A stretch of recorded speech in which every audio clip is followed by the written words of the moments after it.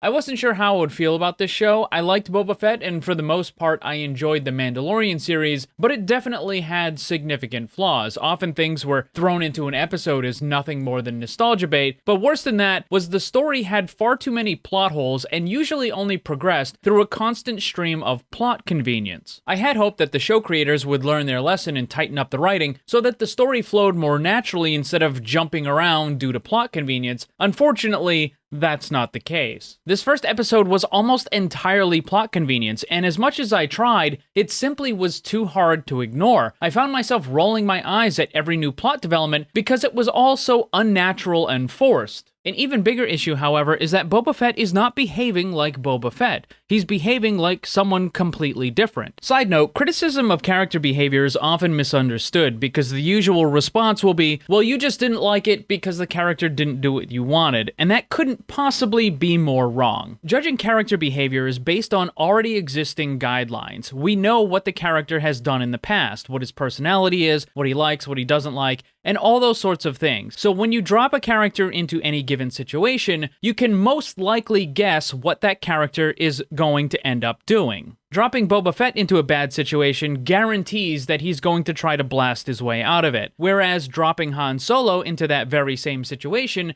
he's probably going to try to talk his way out of it first, and then he'll end up resorting to blasters. So in this series, when I say that Boba Fett is not behaving like Boba Fett, I mean exactly that. The character on screen may look like Boba Fett, but it's not him. Another issue in this show is also a constant problem for all of the series on Disney+, whether it be Marvel or Star Wars, and that would be writers' lack of attention to detail. The fact that the people writing these shows simply do not understand even the most basic stuff about the lore that they're trying to create. And this is a direct result of Disney hiring unqualified writers because they're more concerned about churning out content as fast as possible instead of having less content of a higher quality. I suppose you could just shut your brain off and enjoy the ride like some sort of nostalgia roller coaster. Star Wars is something that I really enjoyed growing up, so I get that. But it annoys me that the current writing is so amateur. After all, this is a multi-million-dollar production using characters from a billion-dollar franchise, and yet the people responsible for writing and creating this show seem to have no idea what they're doing. The Book of Boba Fett is bad.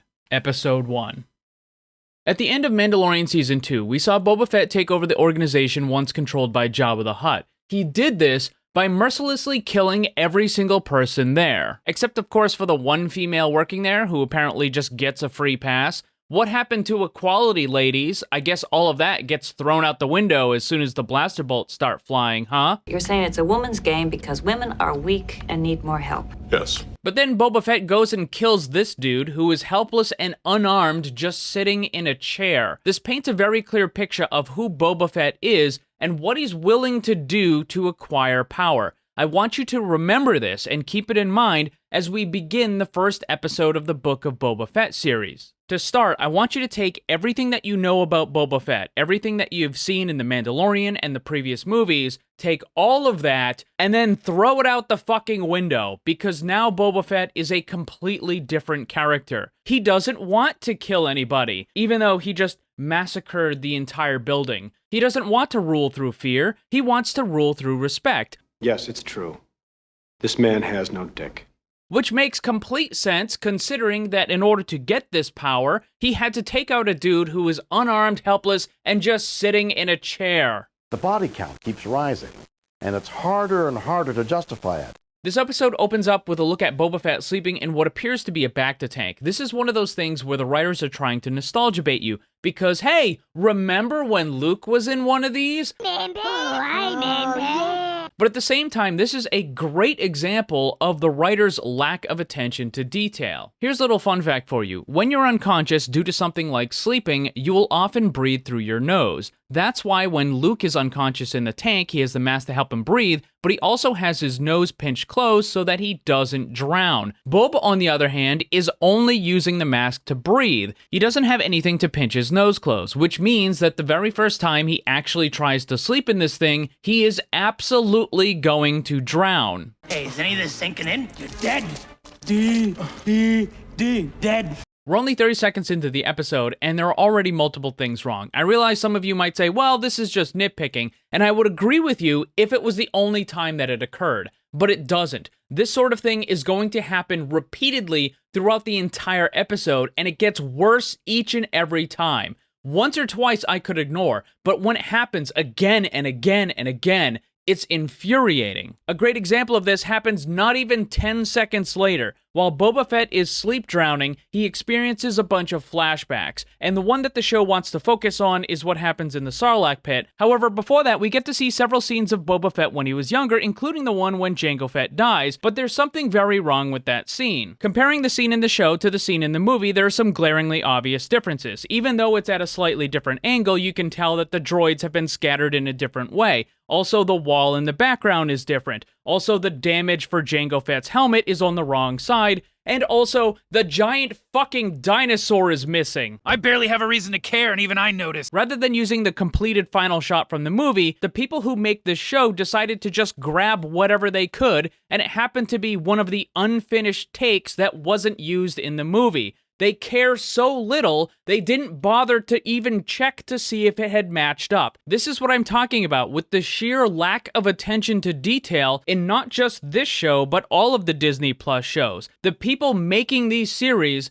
simply don't care. But what's even more pathetic is the number of people who will blindly defend Disney, a multi-billion-dollar company, and make excuses for all of the mistakes with the lore, the inconsistencies, and the sheer laziness by the show creators. Don't ask questions. Just consume product and then get excited for next product. Continuing with the flashbacks, we then get to see what happens with Boba Fett when he fell into the Sarlacc pit. He uses his equipment to escape, and it's not really all that complicated. He just burns it, and then climbs out. That's disappointing.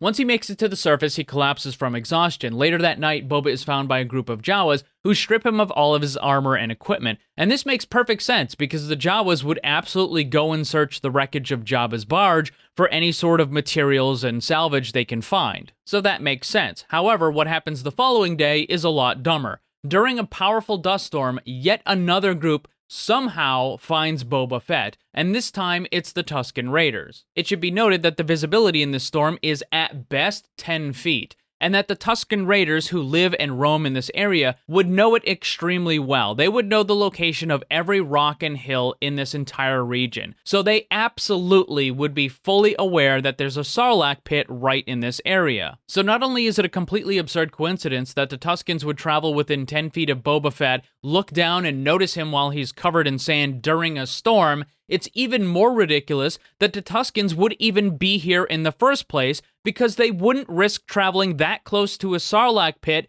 during a sandstorm where the visibility is only a couple of feet in front of your face. Most illogical. This is exactly what I mean when I say that the show requires plot convenience in order to move forward.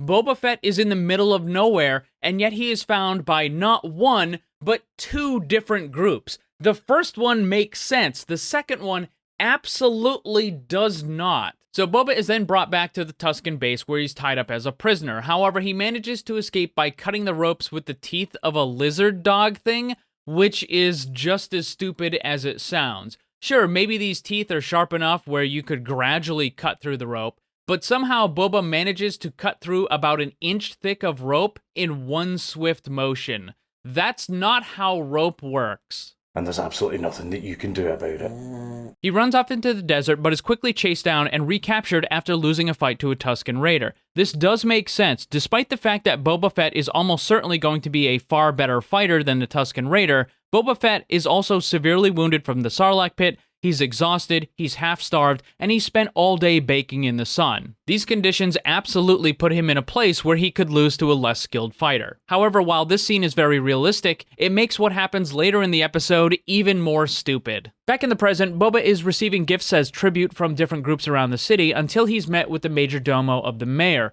This guy doesn't show any respect to him and offers no tribute. Instead, he demands a tribute from Boba Fett. Remember back in the day when Boba Fett was so ruthless, it was even too much for Darth Vader. No disintegrations. As you wish. When someone like Darth Vader is saying, you know, you might want to tone it down a little bit, That gives a really good indication of exactly what kind of character Boba Fett really is. But not anymore, because now we have the kinder, gentler Boba Fett. Fennec even offers to kill the Major Domo for his disrespect, but Boba says, no, that wouldn't be a good idea because he works for the mayor. We're about halfway through the first episode, and Disney has managed to pussify Boba Fett. Isn't that wonderful? After that nonsense, another group pays tribute, offering up 2 captive Gamorreans. These are the green pig guys. Boba Fett offers them their freedom in exchange for service, and they agree. They will act as Boba Fett's personal bodyguards whenever the plot needs them to. Boba then heads over to one of the cantinas in town to announce his takeover. The manager pays him off with what appears to be a large amount of Republic credits. And I can't help but be reminded of what another character on Tatooine once said. Republic credits? Republic credits are no good out here. I need something more real. As I pointed out numerous times, the show creators simply don't know what they're doing. Not only do they lack any writing talent, they lack even basic knowledge about Star Wars lore. You don't understand, or you couldn't be bothered to do your own basic research. This could have been a much better scene if Boba Fett had looked into the helmet, seen the credits, and then gotten angry that the manager thought so little of him that he had been bribed with what is effectively worthless coins. It would show that he's not being taken seriously, and he could have gotten angry and responded to that. But instead, he smiled like an idiot thinking he had just made some big score when those coins are worthless in that region of the galaxy where he operates. It doesn't matter if it's New Republic credits, Old Republic credits, Imperial credits, none of that stuff has any value in the Outer Rim where Tatooine is located. They use other forms of hard currency in order to make trades. These credits have no value. Whoa, this is worthless. But the show creators thought it would look cool to have a bunch of Republic credits stuffed into Boba Fett's helmet, so this is what we got. But don't worry, it gets worse, because the story needs to move along, and you know what that means? More plot convenience. From the time Boba Fett left his hideout, and while he was inside the cantina, his 2 bodyguards were right next to him the entire time, which makes sense because that's their job. When Boba Fett leaves the cantina, you can very clearly see the 2 Gamorreans walking behind him. Then the scene shifts over to a side view of Boba Fett and Fennec as they're walking down the street. When it changes back to showing Boba Fett walking towards the camera, the 2 Gamorreans have completely disappeared. They vanished without a trace. And that is the whole problem with aliens, is you just can't trust them. Regardless, Boba Fett and Fennec are walking down the street and the 2 bodyguards are simply missing. This makes absolutely no sense whatsoever, and the only reason why it's happening is because of stupid plot convenience that's necessary to set up the next scene. Oh, not this again. So as Boba Fett and Fennec are walking down the street, they're ambushed by a group of men using energy shields, and there happens to be the exact number of shield guys required in order to completely surround Boba Fett and Fennec. If the 2 bodyguards had been there, then there wouldn't have been enough shield guys to properly close them in. Coincidence? I think not! But the writers wanted to create a false sense of urgency and danger. Boba Fett and Fennec are trying to fight their way out, but none of their weapons seem to be working, and it appears as if Boba Fett is trapped. Oh no! It's too bad that the character of Boba Fett doesn't, have a fucking jetpack. The buffoonery is endless. I don't know if this is better or worse than what happened in The Mandalorian, because in one of those episodes, Mando took off his jetpack and left it on the ground and then ran away to go do some stuff, so when he needed his jetpack to fly, he didn't have it because he left it on the ground like an idiot. In this case, Boba Fett still has the jetpack, it's on his back right now, he's just too dumb to use it. Look at this idiot. One ball and no brains. How difficult would it have been for him to just fly 15 feet in the air and then attack down at the shield guys? They can't hold the shield toward both Fennec and Boba Fett at the same time when he's up in the air. Both of these people are supposed to be masters of combat and strategy, and yet they're behaving like bumbling idiots. But the people are retarded. But after rewatching this scene, I found myself asking, What exactly was the point of all this? What exactly were the SHIELD guys even trying to do? Sure, they surrounded Boba Fett and Fennec, but they made almost no attempt to actually harm either of them. The shock weapons these men are carrying don't seem to do any significant damage. If anything, they're just more of a nuisance. So the SHIELD guys come in, they surround Boba Fett and Fennec, but then they proceed to simply stand there for the next 3 minutes until suddenly the two bodyguards magically show up again. What? So finally the characters start fighting, and you would think that Boba Fett, the character with the most fighting experience, would do pretty good, but no, he ends up getting his ass handed to him while Fennec runs off after some of the SHIELD guys who are trying to escape. Earlier in the episode, when Boba Fett lost the fight to a Tusken Raider, I said that made sense because despite Boba Fett being a better fighter, he was also severely wounded from the Sarlacc pit, he was exhausted and half-starved. So that made sense for him to lose in that situation. So now what the hell is happening here? Boba Fett is healthy, he's in good shape, he's well rested, he's fully armed and armored, and yet he got his ass handed to him by a bunch of no-name nobodies. What the fuck are you doing? You can smell the shit from 5 miles away. Fennec chases the SHIELD guys and manages to capture one of them. Meanwhile, Boba Fett, now being the little bitch that he has become, needs to be brought back to his base and put inside the Bacta tank once more. So now we get another sleep-drowning dream flashback sequence. Boba and another prisoner are being brought out into the desert to look for water. The way that the Tusken Raiders get water is from small pumpkin-like things that seem to grow in the sand. And I have to say that the Tusken Raiders harvest these in the dumbest, most inefficient way possible, and that is by crawling around on their hands and knees to dig in random places in the sand. In this particular scene, they're getting the prisoners to do it, but you would have to imagine that this is exactly what the Tusken Raiders do as well. The pumpkin things are very close to the surface, so I'm not sure why they wouldn't use something like a rake that could be dragged along behind some of the banthas that all the Tusken Raiders have. You would think that a group of people that spends their entire life roaming the desert would have come up with a better, more effective way to find these stupid pumpkins. That is one big pile of shit. Boba Fett and the other prisoners spend all day digging for those stupid water pumpkin things until they accidentally disrupt some kind of giant four-armed lizard thing. I also need to point out that Boba Fett and the other prisoner can't simply run away because their legs have been connected by a metal chain, which is very strange because up until this point, the Tusken Raiders have only used rope. When Boba was first captured, they used rope. When he was tied to the post, again they used rope.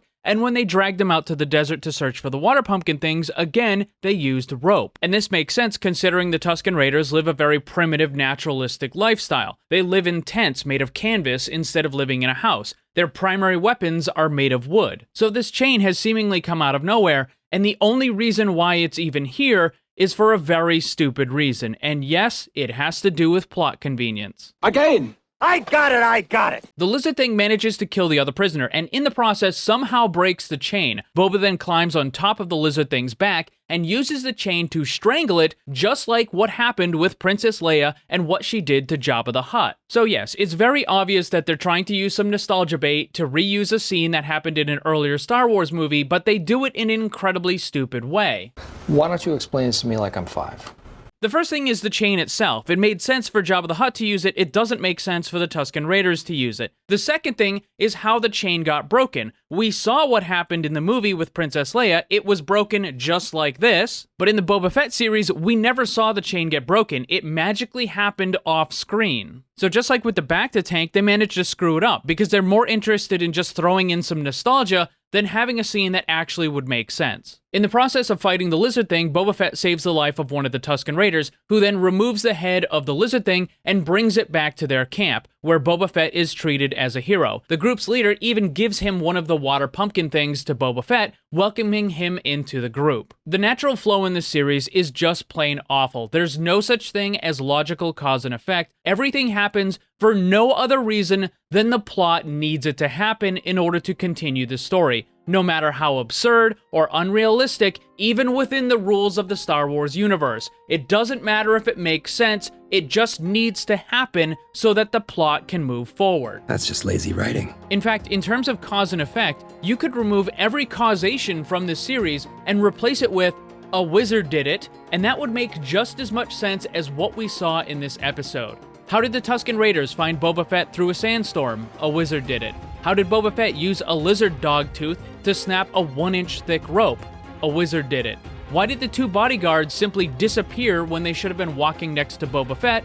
A wizard did it. And why did the chain snap off screen so that Boba Fett could use it as a weapon? A wizard did it. It's one thing to have a couple of production issues within your series, that's fine. It's a completely nother thing when your entire story is crafted around a bunch of plot convenience nonsense. It's absurd. And I would like to say that perhaps this will get better, but we all know that's not the case. But for now, that's the end of episode 1.